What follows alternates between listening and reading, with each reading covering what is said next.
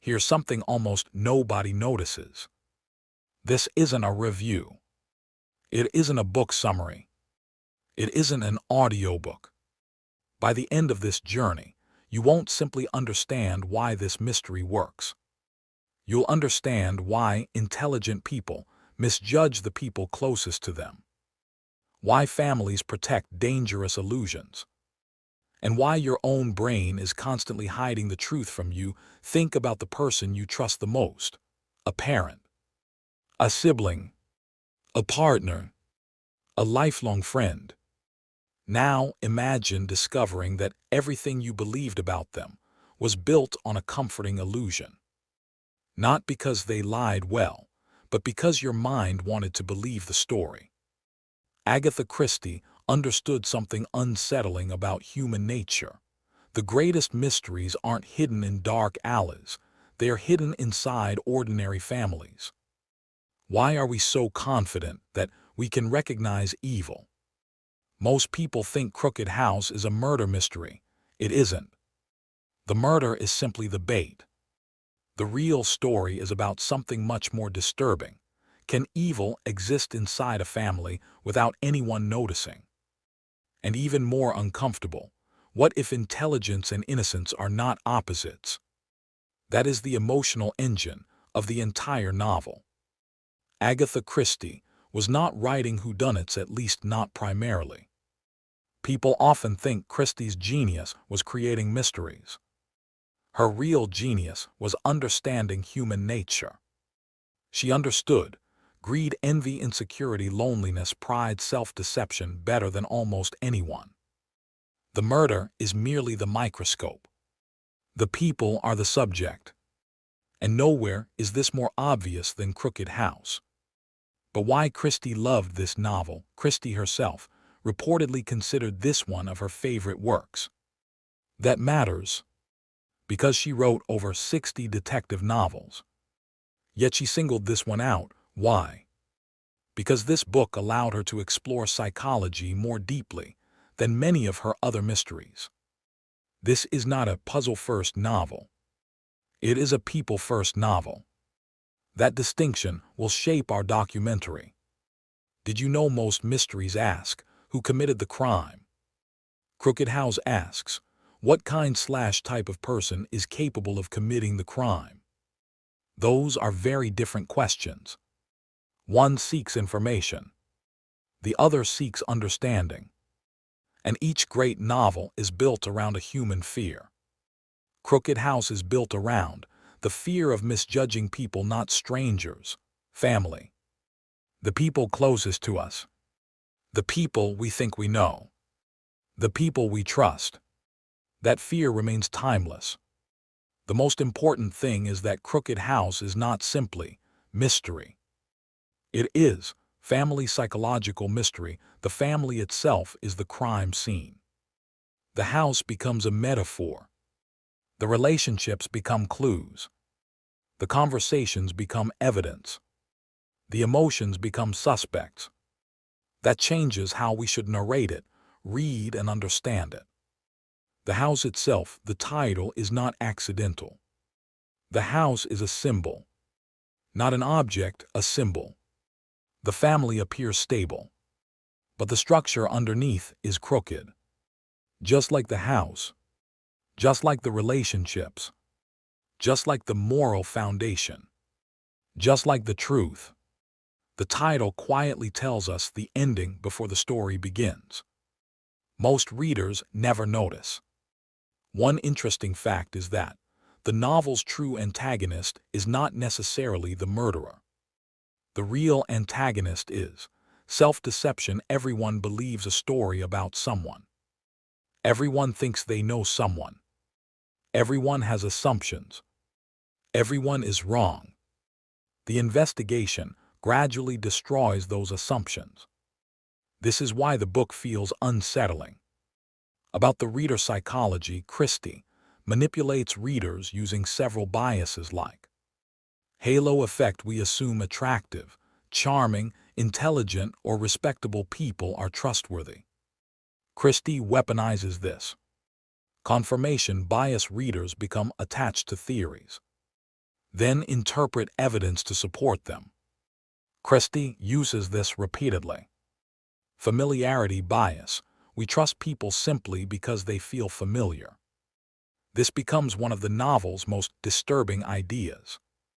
We see what we want to see, one of the most dangerous human tendencies. People don't lie to us nearly as often as we lie to ourselves. Intelligence is not morality. This is a terrifying idea.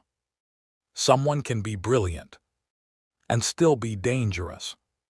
The book repeatedly plays with this possibility. Families create their own reality. Families protect myths, stories, roles, identities. Sometimes the truth threatens all of them. Evil rarely looks evil, one of Christie's most powerful ideas. People expect monsters. Reality often delivers something else. But the book survived. Thousands of mysteries have disappeared. This one remains. Why? Because the mystery is secondary. The psychology is timeless. Readers forget clues. Readers remember feelings. And Crooked House leaves readers with a feeling they cannot easily shake. That is why it survives. This is where today we still struggle with judging character online, trusting appearances, confusing intelligence with wisdom, mistaking confidence for goodness, believing our own narratives. Crooked House is not about a murder decades ago. It's about how humans evaluate other humans. And that problem is more relevant today than ever. Crooked House is not a mystery about finding a killer. It is a psychological study of how easily intelligent people can misunderstand the people closest to them. Agatha Christie never asked us to fear strangers. She asked us to fear certainty, because certainty can blind us more completely than ignorance. Long after the murderer is revealed, that uncomfortable truth remains. And perhaps that's why Crooked House still feels less like a mystery and more like a mirror. The stories we tell ourselves, the most dangerous lies, are rarely told by strangers. They are the ones we quietly tell ourselves. Have you ever looked back on a moment in your life and realized the truth had been standing in front of you all along? Not hidden, not disguised, simply ignored. Maybe it was a friendship that was quietly falling apart. A relationship you defended long after it had stopped making you happy. A promise you kept believing, because admitting the truth would have forced you to change your life. We like to imagine that deception is dramatic, that it announces itself, that lies arrive with raised voices, suspicious glances, and obvious warning signs. But life is rarely that generous. The most convincing illusions are usually built from ordinary moments. A familiar smile, a comforting routine, a story we've repeated so many times that it becomes more real than reality itself. Psychologists have spent decades studying why intelligent people ignore obvious truths. The answer is surprisingly simple. Our minds are not built to discover reality. They are built to protect it. Not reality as it truly is, but reality as we believe it to be. Once we've decided who someone is, our brains begin filtering the world. Evidence that agrees with us slips inside almost unnoticed. Evidence that challenges us is quietly pushed away. Not because we're irrational, because certainty feels safe. And doubt is exhausting. This is where great literature separates itself from entertainment. A good mystery asks, who committed the crime? A great mystery asks, why were we so certain we understood the people involved? That second question lasts much longer, because eventually it stops being about fictional characters. It becomes about us. Agatha Christie understood something extraordinary about human nature. She knew that readers weren't just solving puzzles. They were revealing themselves. Every suspicion, every assumption, every confident prediction became part of the story. In her hands, the mystery wasn't only happening on the page. It was happening inside the reader's mind. And perhaps no novel demonstrates that more beautifully than Crooked House. Not because it contains the most elaborate crime, not because it has the most shocking revelation, but because it quietly dismantles one of our deepest beliefs. The belief that we can recognize danger simply by looking at it. Think about the people closest to you. Your family, your oldest friends, the people whose voices you could recognize in a crowded room. How much of what you believe about them comes from who they are today? And how much comes from who they used to be? How much of your trust is based on evidence? And how much is based on memory? These aren't comfortable questions. But comfort has never been the purpose of great literature. Great stories don't exist to reassure us. They exist to expose the quiet assumptions we carry through life without ever examining them. And that's exactly what Crooked House has been doing to readers for generations. Not by shouting, not by preaching, but by inviting us into a beautiful home and asking us to notice the one thing everyone inside has stopped seeing. There's something fascinating about old houses. They settle over time. Wood bends, stone shifts, walls lean ever so slightly. From the outside, they still look magnificent. Visitors admire their elegance. Photographs capture only their beauty. But the people who live there know exactly which floorboard creaks, which door refuses to close, which staircase tilts just enough to make you lose your balance if you aren't paying attention. Families are much the same. To outsiders, they often appear complete inside.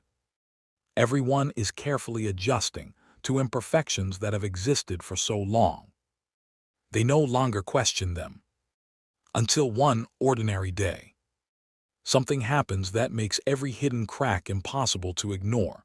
A death, an investigation, a family forced to look at itself, and a question far more unsettling than who did it. How long had the truth been standing in front of them?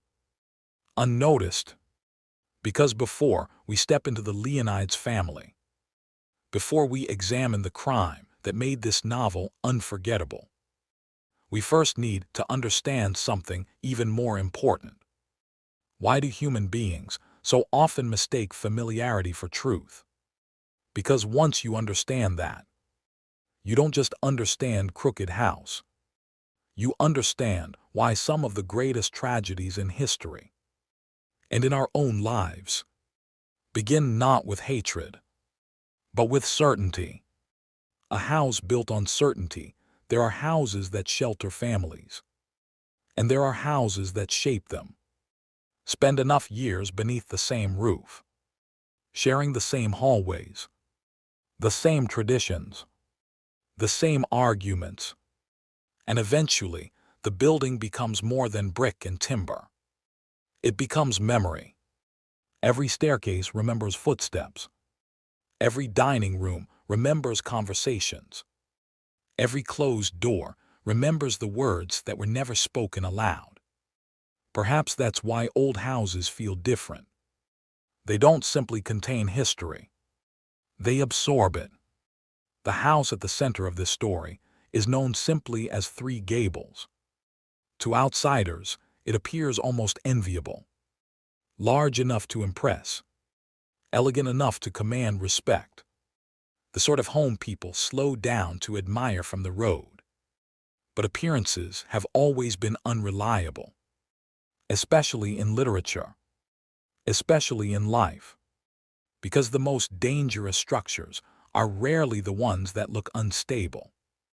They are the ones that convince everyone they are perfectly safe. Agatha Christie could have placed this story anywhere. A fashionable London townhouse, a quiet seaside village, a remote estate. Instead, she chose a family home. That choice wasn't accidental, because unlike strangers, families inherit something invisible. Not just names, not just money, but expectations, roles, old wounds, unspoken loyalties. Every family develops its own language, its own myths, its own version of reality. And over time, those stories become so familiar that no one remembers questioning them. Think about your own family for a moment. Every family has labels.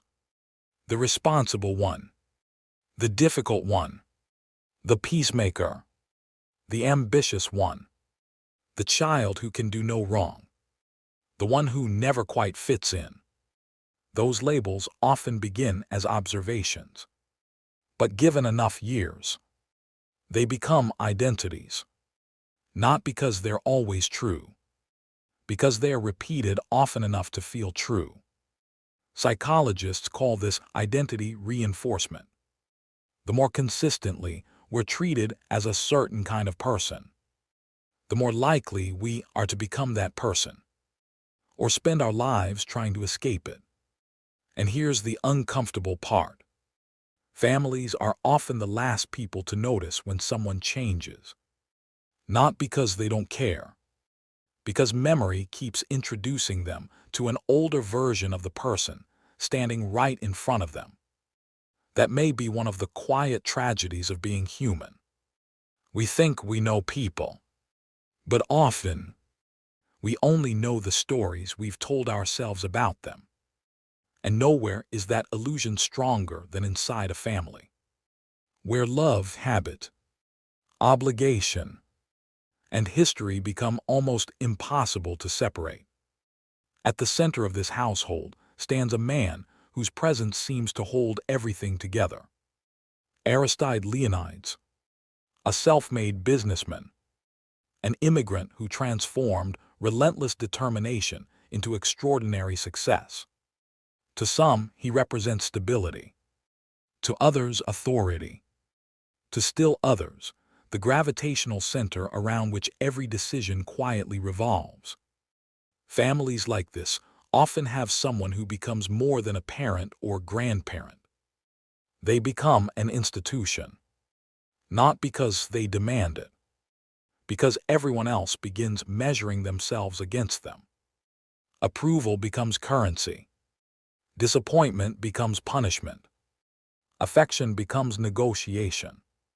Without anyone noticing, one person's influence begins shaping the emotional climate of an entire household.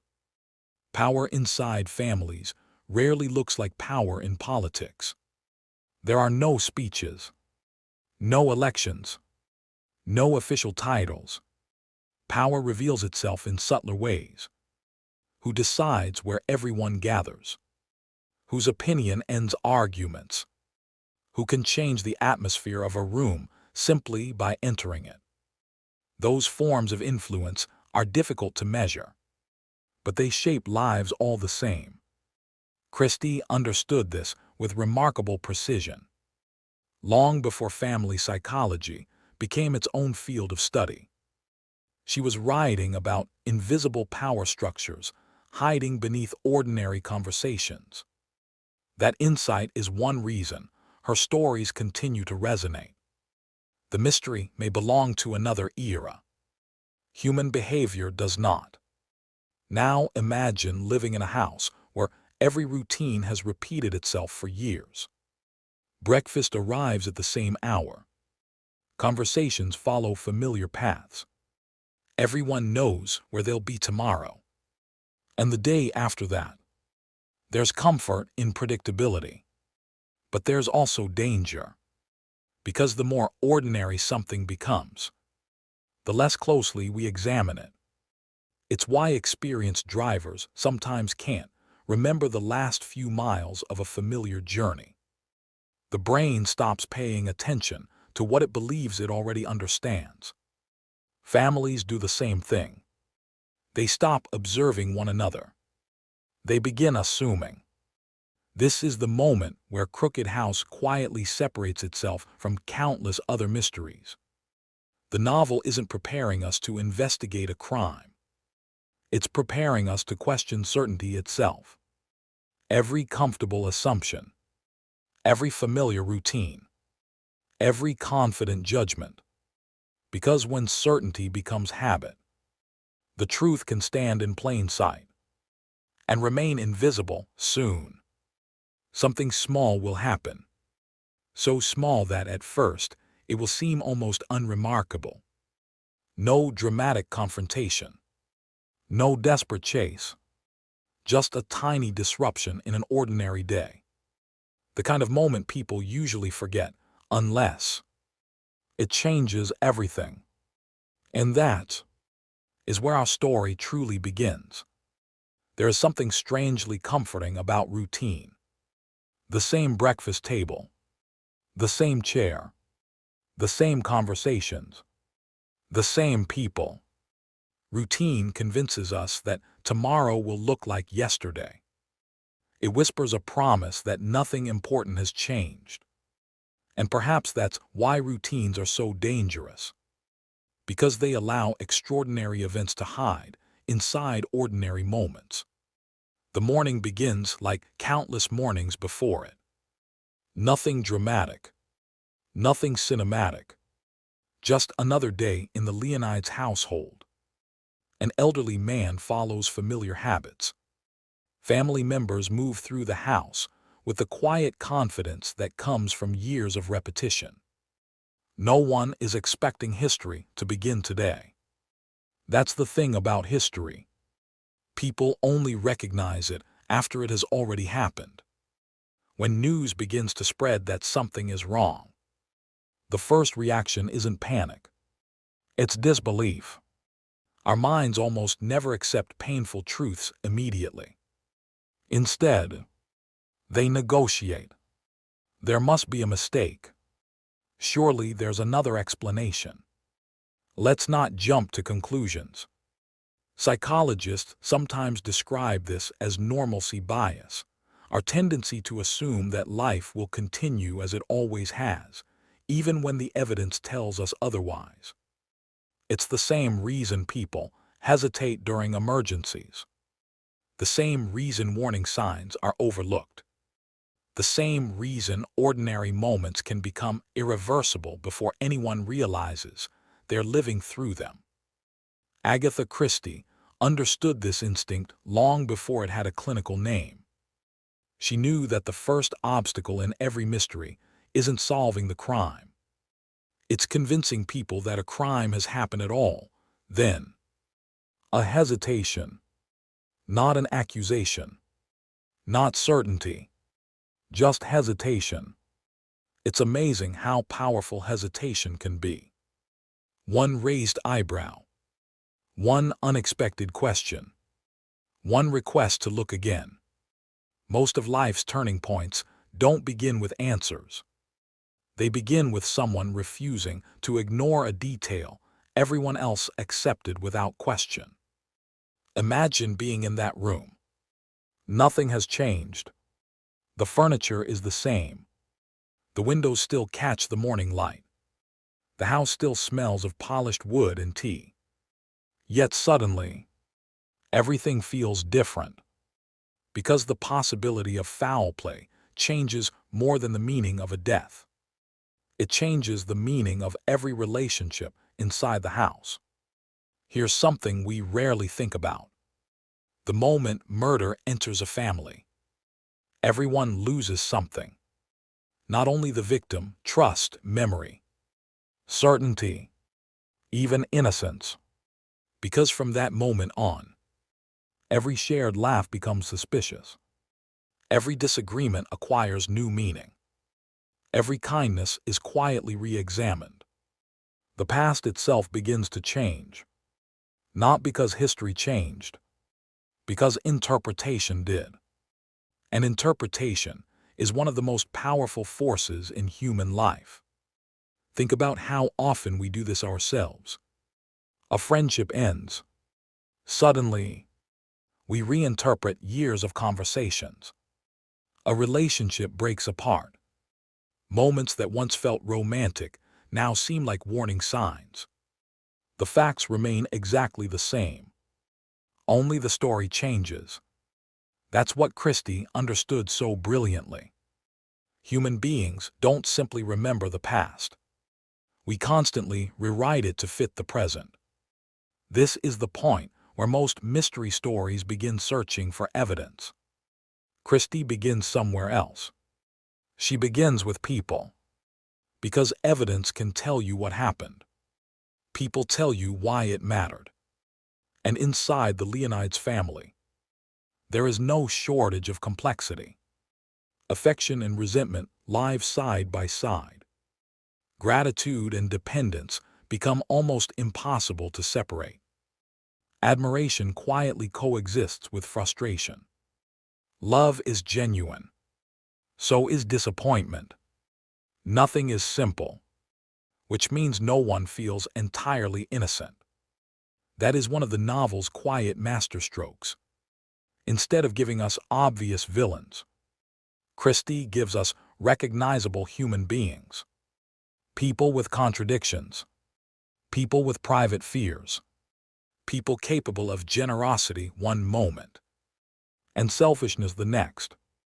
Just like us. And this is where Christie lays her first trap. Without realizing it, you've probably already started forming opinions. Someone feels trustworthy. Someone feels suspicious.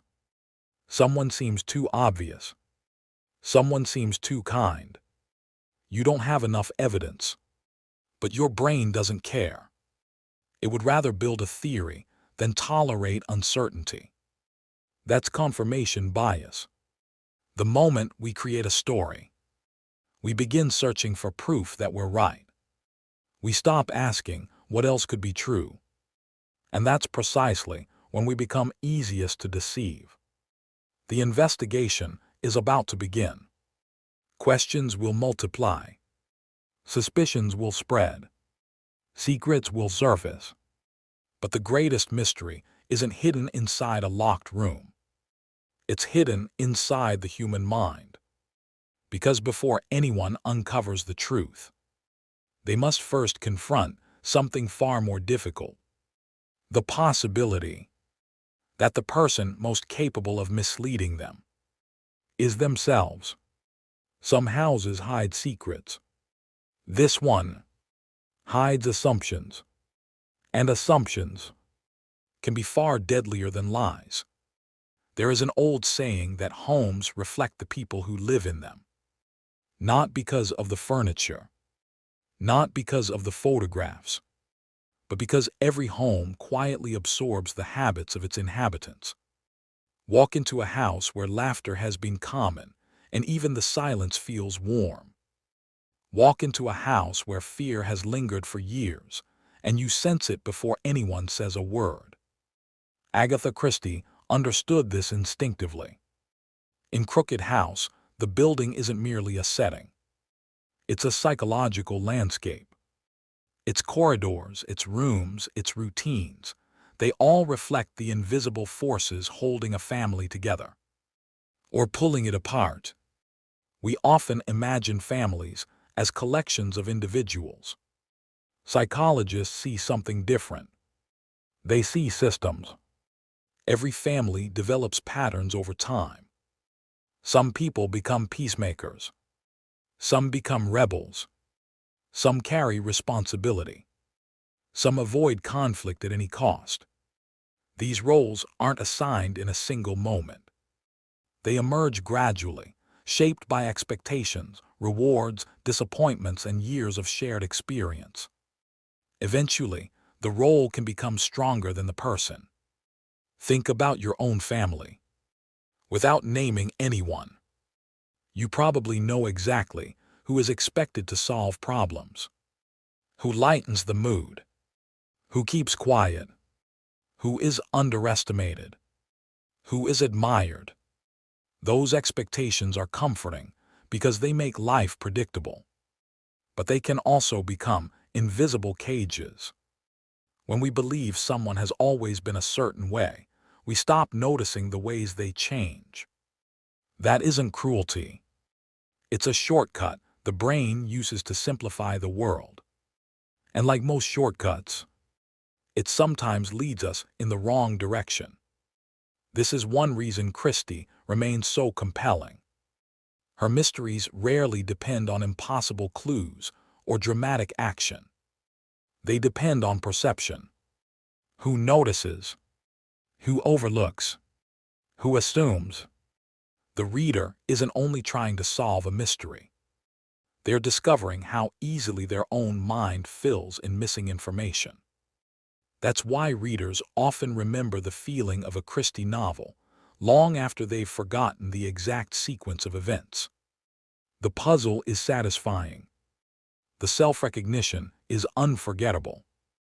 Modern psychology has given names to many of these habits. Confirmation bias, the halo effect, anchoring, fundamental attribution error. The terms are modern. The behaviors are ancient. Christie didn't need the vocabulary. She observed people. She watched how quickly certainty formed, how confidently people interpreted incomplete information, how difficult it was to admit being wrong. Those observations are as relevant today as they were when she first wrote them. The setting may have changed. The technology certainly has. But human nature hasn't moved nearly as fast. Today we make judgments through profile pictures instead of first impressions. We inherit narratives through algorithms instead of neighbors. We build confidence from fragments of information and call it understanding. The house has changed. The mind has not.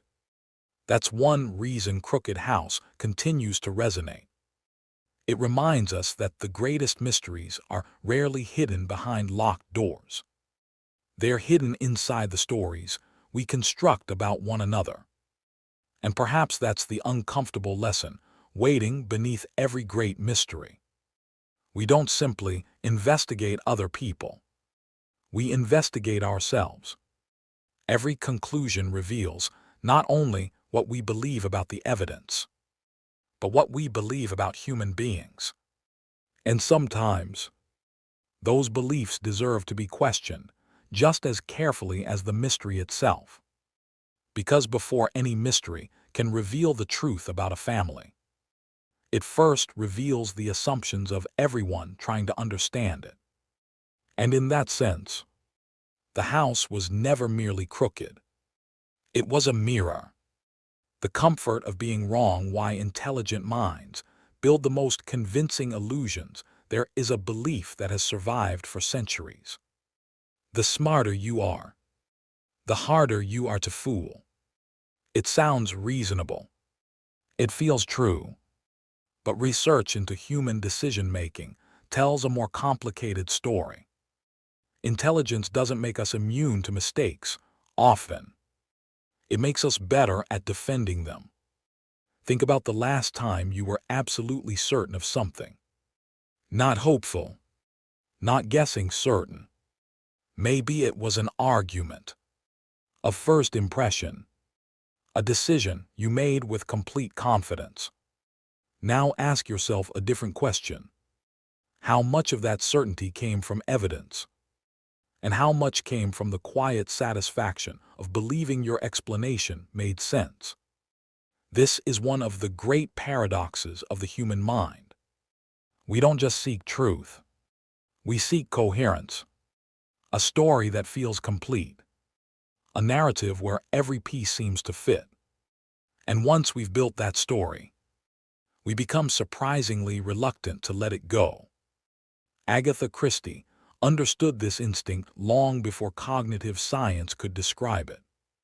She knew that readers didn't simply collect clues. They organized them into stories. Every observation became another brick in a theory. Every conversation strengthened or weakened that theory. And the more elegant the theory became, the more emotionally attached readers grew to it. That attachment is the real trap. Because when we fall in love with our explanation, we stop investigating reality. Years after Christie wrote her novels, psychologists began uncovering something remarkably similar. The Nobel Prize-winning psychologist Daniel Kahneman described the mind as having two different modes of thinking. One is fast, effortless, intuitive. It builds quick stories from limited information. The other is slow, deliberate, curious. It questions its own conclusions. The problem is, our fast thinking usually arrives first. And once it does, our slower thinking often becomes less of a detective and more of a lawyer. Instead of asking, "Am I right?" it asks, "How can I prove I'm right?" That shift is subtle, but it changes everything. This is where great mystery writing becomes something more than entertainment. It becomes an experiment, not on fictional characters, but on the reader. Christie isn't simply asking, "Can you solve the mystery?" She's asking, "Can you recognize the moment your confidence becomes your blindfold?" Because every reader reaches that moment. The point where a theory feels so convincing that alternative possibilities begin to disappear. Not because the evidence has vanished, because certainty has become comfortable.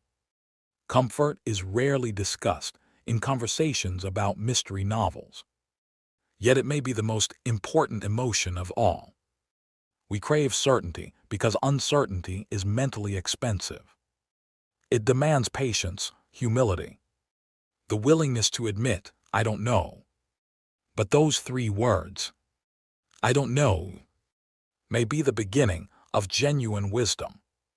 The philosopher Socrates built an entire approach to knowledge around a simple insight. The wisest person isn't the one who knows the most. It's the one who understands the limits of their own understanding.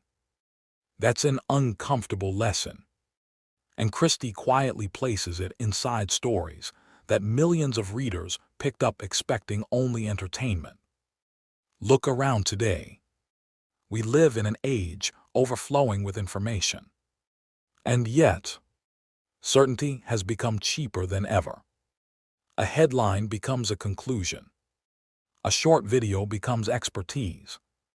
A confident voice becomes credibility. We mistake speed for understanding, volume for truth, confidence for accuracy. The tools have changed. The psychology hasn't. That's why Crooked House still feels strangely modern. Not because it predicts the internet, but because it understands the human mind that would eventually create it. Here's the unsettling part. The greatest danger isn't that we'll believe obvious lies. It's that we'll stop asking difficult questions. Because questions keep the mind alive. Certainty puts it to sleep. Every mystery worth solving, every relationship worth protecting, every important decision we'll ever make depends on our willingness to remain curious a little longer than feels comfortable. Perhaps that's the hidden lesson Christie leaves beneath the surface of her fiction. Not that evil is impossible to recognize, but that certainty can become its greatest ally. A mystery doesn't end when someone finds an answer. It ends when someone stops asking questions. And sometimes, those are two very different moments. Why the most important truths are often the quietest. There is a strange irony at the heart of every great mystery. The answer is usually there. Not hidden, not impossible to find, simply unnoticed. We often imagine that solving a mystery requires discovering something extraordinary.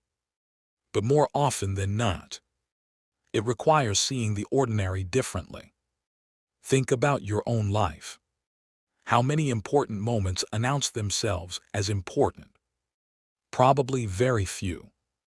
The conversation that changed a relationship forever felt ordinary while it was happening.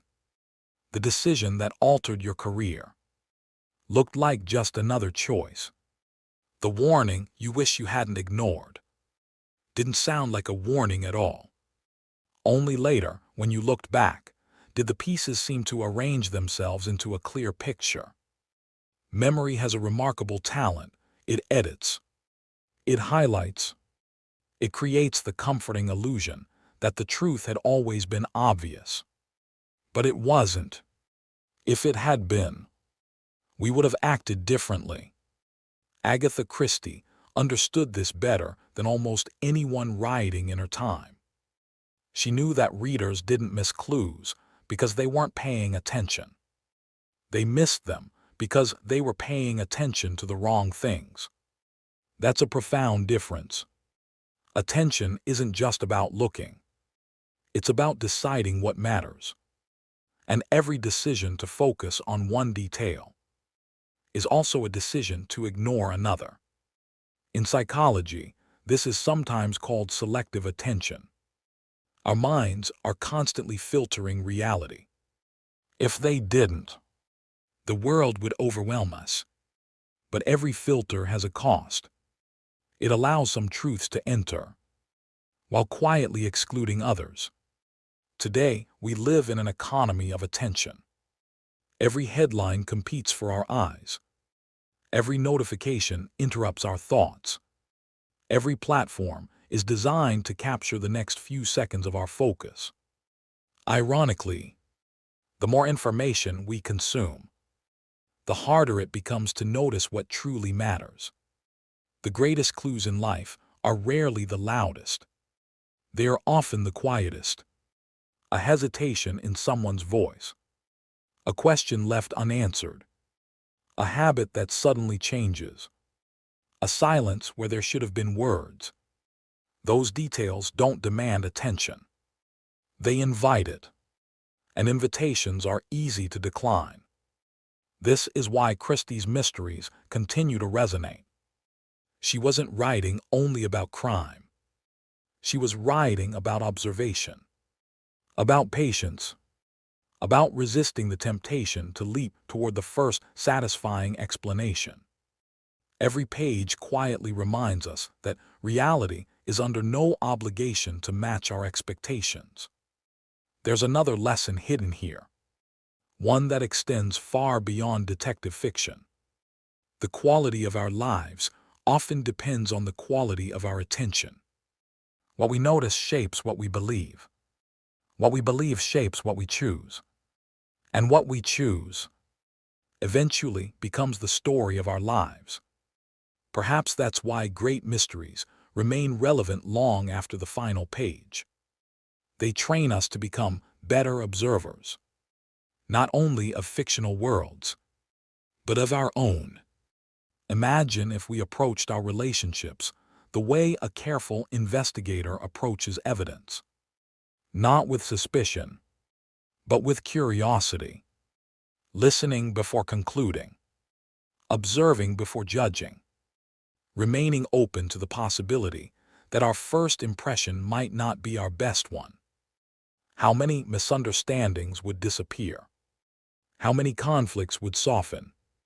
How many people would finally feel seen rather than merely categorized? That may be the greatest gift of stories like Crooked House. They don't simply ask us to solve a puzzle. They ask us to become the kind of people who notice what others overlook. And perhaps that's a skill worth carrying far beyond the pages of any novel. Because the most important clues in life are rarely waiting to be discovered. They're waiting to be noticed. Why some answers leave us more uncomfortable than the questions. Human beings have always believed that truth sets us free. It's one of our oldest ideas. If only we knew what really happened. If only someone would finally tell us the truth. Everything would make sense. Everything would feel complete. Everything would be resolved. But life has a way of challenging that belief. Because some truths don't bring peace. They bring responsibility. Think about the moments in your own life when certainty finally arrived. The medical diagnosis, the difficult conversation, the confession, the unexpected phone call. How often did the truth actually feel like victory?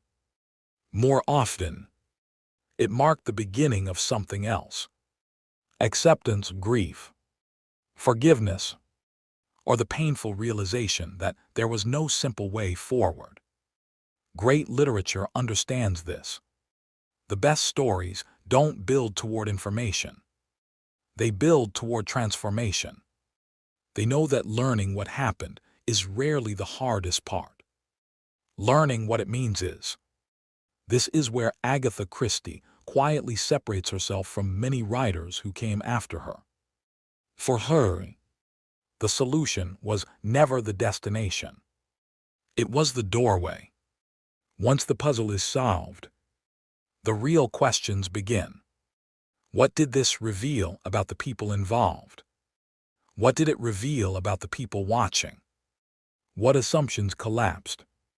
What illusions survived? And perhaps the most difficult question of all, what part of ourselves did we recognize in the process? Psychologists sometimes speak about something called cognitive dissonance. It's the discomfort we feel when reality collides with the story we've been telling ourselves. We don't enjoy that feeling. In fact, we'll often go to remarkable lengths to avoid it. We'll explain away evidence. We'll defend old beliefs. We'll reinterpret memories. Not because we're dishonest, because changing our understanding of the world requires changing our understanding of ourselves. And that's one of the hardest things any human being can do. This is why stories endure. Not because they answer every question, because they create new ones. A mystery can reveal the identity of a culprit, but only the reader can decide what that revelation means. Does it change the way you think about trust, about appearances, about certainty, about the people you believe you know? The answers won't be the same for everyone. And that's precisely the point. Great books don't force conclusions. They invite reflection. There's another reason this matters today. We live in a culture that celebrates instant answers. Search engines, breaking news, 30-second explanations, hot takes. We're rewarded for certainty, not curiosity, for conclusions, not contemplation. Yet the problems that shape our lives, relationships, families, justice, identity, rarely surrender to quick explanations. They demand patience, nuance, humility. The qualities that great literature quietly teaches us without announcing the lesson. Perhaps that's why mysteries continue to matter. Not because crime fascinates us, because uncertainty does. Every mystery reminds us of something we've known since childhood, but often forget as adults. Reality is more complicated than first impressions. People are more complicated than labels. And truth is more complicated than facts. Sometimes, the most honest answer we can give is, I understand more than I did yesterday, but not as much as I thought. That isn't failure.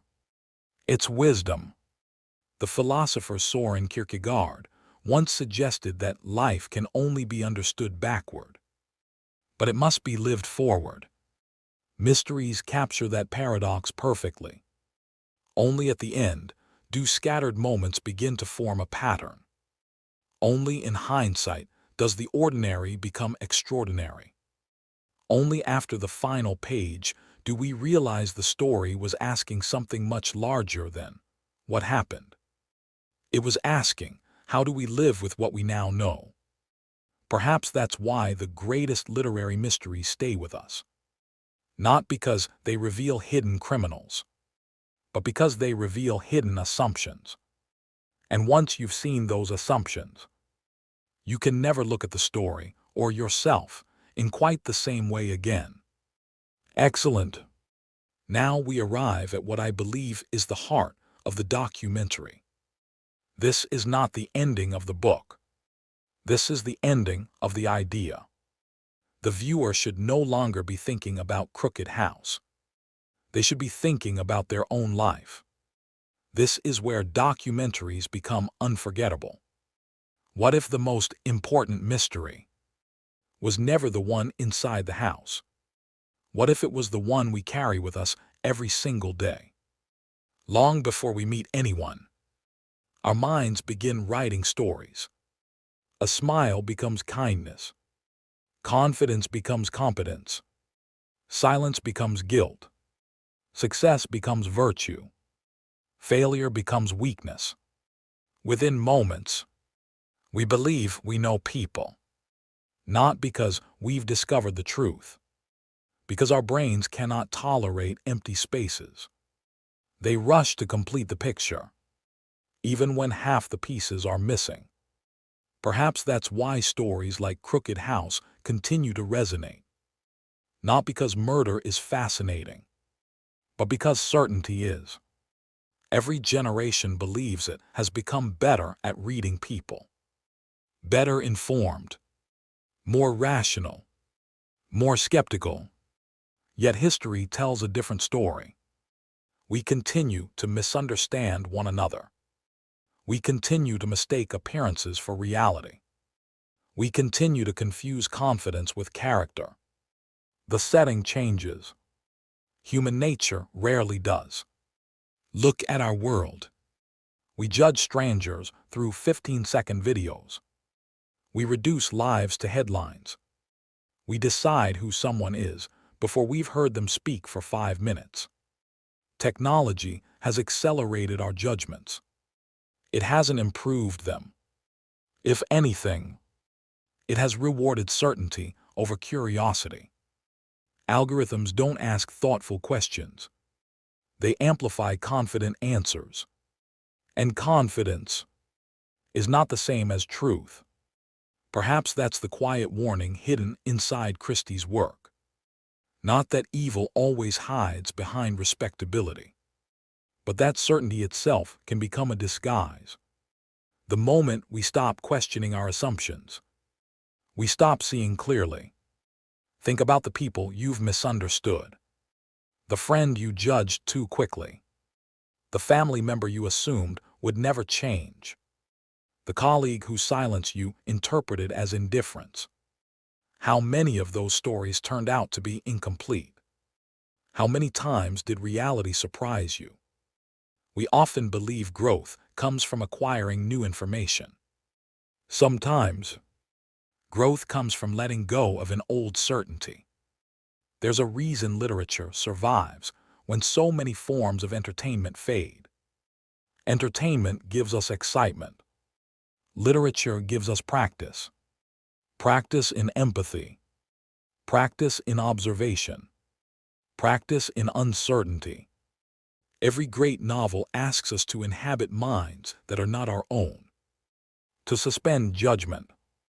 To remain curious. To accept complexity. Those aren't just reading skills. They're life skills. Maybe that's why Agatha Christie's stories continue to find new readers. Not because the puzzles remain unsolved. They don't. Eventually, every mystery is explained. Every clue finds its place. Every question receives an answer. But the deeper questions remain. Why do we trust? Why do we doubt? Why do we cling to certainty, even when uncertainty might bring us closer to the truth? Those questions don't belong to one novel. They belong to every generation. Perhaps the true legacy of Crooked House isn't its mystery. It's its invitation. An invitation to slow down. to notice, to question, to resist the comfort of easy explanations. Because the people who change our lives, the decisions that shape our futures, the truths that matter most, rarely arrive wearing labels. They arrive quietly, disguised as ordinary moments, waiting for someone willing to look twice. There is something beautiful about leaving a great novel, not because every mystery has been solved, but because the world outside the book no longer looks quite the same. The next conversation feels richer. The next assumption feels less certain. The next judgment arrives more slowly. That is the invisible gift of literature. It doesn't merely entertain us. It recalibrates the way we see. And perhaps that is the greatest mystery of all. How words written decades ago can still change the way we walk through our own lives today. At the beginning of this journey, we asked a simple question. Why do stories like Crooked House continue to matter? After all these years, after generations of readers, after countless mysteries have been written, why do we still return? Perhaps the answer was never hidden in the plot. Perhaps it was hidden in us. Every one of us lives inside a kind of crooked house, not made of brick, but of memories, assumptions, first impressions, family stories, beliefs we've inherited without ever examining.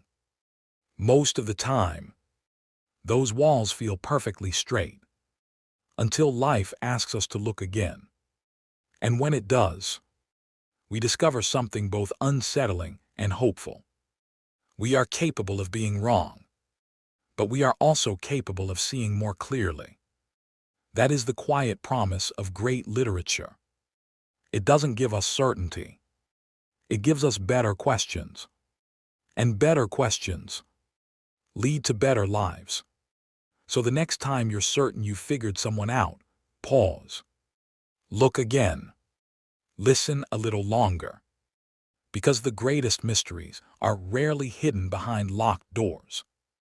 They are hidden inside ordinary people, waiting for someone curious enough to see them as they truly are. Before you leave, think of one person you've already decided you fully understand. Ask yourself a difficult question. What if the story you've been telling yourself about them is incomplete? Great books don't just change how we read. They change how we see people. And perhaps that's where every real mystery begins. You may begin questioning people you've trusted for years. Because hidden inside one of Agatha Christie's greatest novels is a psychological experiment. One that has fooled millions of readers. And the most surprising victim might be you. If this helped you see Crooked House, or yourself, in a new way, there are many more masterpieces waiting to be explored if today's story changed the way you think. Don't stop here, because this wasn't really about one family. It was about the hidden psychology that shapes every relationship, every decision, and every certainty we carry through life. There are hundreds of books that reveal another piece of that puzzle. And on this channel, that's exactly what we're uncovering. One blind date, one masterpiece, one unforgettable idea at a time. I'll see you in the next one.